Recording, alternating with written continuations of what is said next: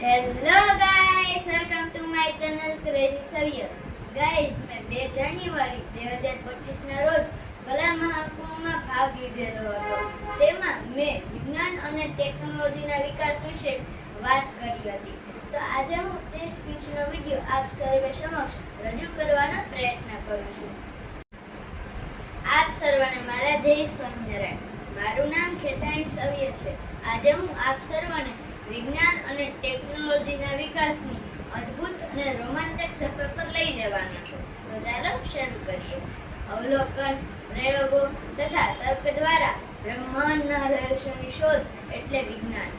વિજ્ઞાનનો મૂળ ઉદ્દેશ્ય કુદરતના સિદ્ધાંતોને સમજવા તથા માનવતાના લાભ માટે આ જ્ઞાનનો ઉપયોગ કરવાનો છે.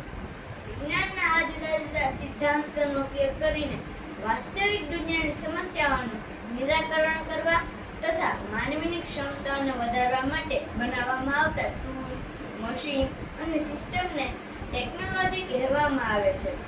આધુનિક આરોગ્ય સંભાળ અને શિક્ષણને આગળ વધારવાથી લઈને ઇન્ફ્રાસ્ટ્રક્ચર સુધારવા અને માનવ જીવનને વધુ અનુકૂળ તથા ટકાઉ બનાવવા માટે વિજ્ઞાન અને ટેકનોલોજીએ ખૂબ જ વિકાસ કર્યો છે. વિજ્ઞાન અને ટેકનોલોજીનો વિકાસ એ એક પરિવર્તનકારી પ્રવાસ છે જેણે માનવ સંસ્કૃતિને આકાર આપ્યો છે. તે માનવતાને નોંધપાત્ર પ્રગતિ તરફ દોરી જાય છે. મર્યાદિત સમયમાં વિજ્ઞાન અને ટેકનોલોજીના વિકાસનું સંપૂર્ણ વર્ણન કરવું તો એક બોલમાં 100 રન બનાવવા જેટલું અશક્ય કાર્ય છે.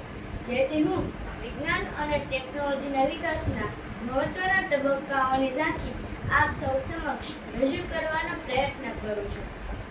પ્રાચીન સંસ્કૃતિએ ગણિત, ખગોળશાસ્ત્ર, તબીબી તથા એન્જિનિયરિંગના ક્ષેત્રમાં નોંધપાત્ર યોગદાન આપ્યું હતું. ભારતીય વૈજ્ઞાનિકોએ કરેલી શૂન્યની શોધ તથા ઇજિપ્તના પ્રાચીન પિરામિડ તેનું ઉત્તમ ઉદાહરણ છે.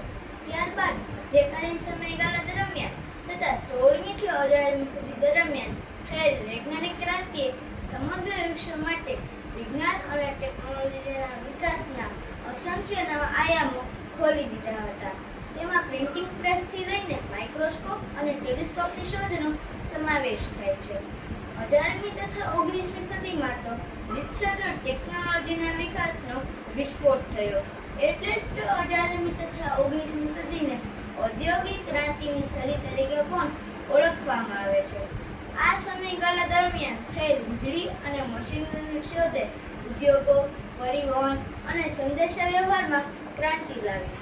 આ ઉપરાંત મેડિકલ ક્ષેત્રે પણ વિવિધ રસીની શોધ આ સમયગાળા દરમિયાન થઈ હતી.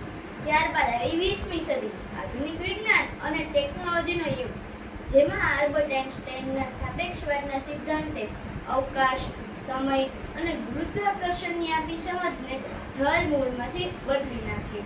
વિજ્ઞાનમાં ક્વોન્ટમ મિકેનિક્સનો જન્મ થયો. ત્યારબાદ ટેકનોલોજીકલ એડવાન્સીસમાં જોવા જઈએ તો telephone, airplane, automobile, nuclear energy અને કોમ્પ્યુટર તથા ઇન્ટરનેટ સહિત વિવિધ બાબતોમાં અપાર પ્રગતિ જોવા મળી. એન્ટીબાયોટિક્સની શોધ, વિવિધ રસીની શોધ, માનવ ડીએનએનું મેપિંગ, મેડિકલ ઇમેજિંગનો વિકાસ, આ બધાના વિકાસે માનવ સ્વાસ્થ્યને વધુ બહેતર બનાવ્યું. ત્યારબાદ આવી આપણી સદી એટલે કે 21મી સદી, century of digital revolution and biotechnology. 21મી સદીમાં ઇન્ફોર્મેશન ટેકનોલોજી, એઆઈ, રોબોટિક્સ અને બાયોટેકનોલોજીમાં થયેલી પ્રગતિથી ડિજિટલ ક્રાંતિને વેગ મળ્યો. જેનેટિક એન્જિનિયરિંગ, દવા અને કૃષિ માટે નવી નવી ક્ષિતિજો ખોલી રહ્યું છે. સ્પેસએક્સ જેવી ખાનગી કંપનીઓ ફરીથી વાપરી શકાય તેવા રોકેટ બનાવે છે, જ્યારે આપણા ઈસરો માટે પણ મિશન મંગળ હાથ વેતમાં જ છે. વિજ્ઞાન અને ટેકનોલોજીના વિકાસે આપણા સમાજને મૂળભૂત રીતે બદલી નાખ્યો છે. જીવનની ગુણવત્તામાં સુધારો કર્યો છે. આપણી વિશ્વ વિશેની સમજને વિસ્તૃત કરી છે. વિજ્ઞાન અને ટેકનોલોજી માટે આ વાક્ય કેવું જરા પણ ખોટું નથી કે what we can imagine we can achieve. અને આ વિકાસ યાત્રા આમ જ ચાલુ રહેશે, કેમ કે ઇમેજિનેશન રૂલ્સ ધ વર્લ્ડ. જય સ્વામિનારાયણ. જો ગાઈસ, તમને મારી આ સ્પીચ ગમી હોય તો મારા વિડીયોને લાઈક, શેર અને મારી ચેનલને સબસ્ક્રાઇબ કરજો. Thank you.